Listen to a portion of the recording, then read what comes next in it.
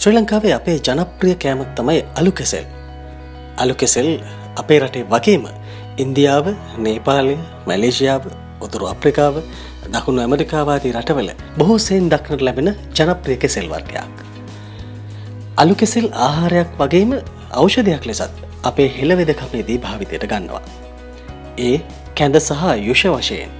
කෙසේ නමුත් අලු කෙසෙල් ආහාරයට ගැනීම පිළිබඳව විවිධ මතිමතාන්තර සමාජයේ පවතිනවා.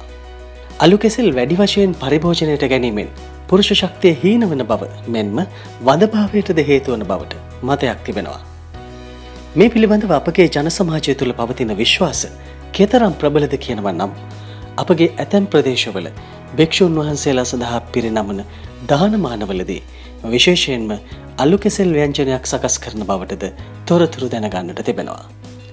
එසේම බන්ධනාගාරවල සිටින සිරකරුවන් සඳහාද වැඩිපුර අලු කෙසෙල් ආහාර පිණිස දෙනු ලබන බවටද මතයක් තිබෙනවා.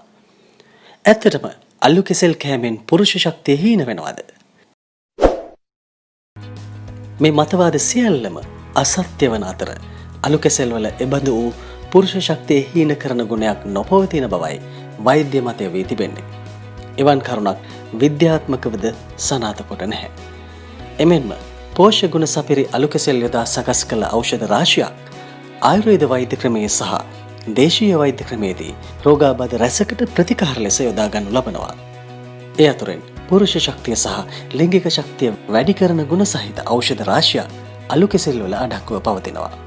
අලු කෙසෙල් වල පිෂ්ඨය, මේදය, කැල්සියම්, විටමින් C, යකඩ අඩංගු වන අතර විටමින් B සුළු වශයෙන් පවතිනවා.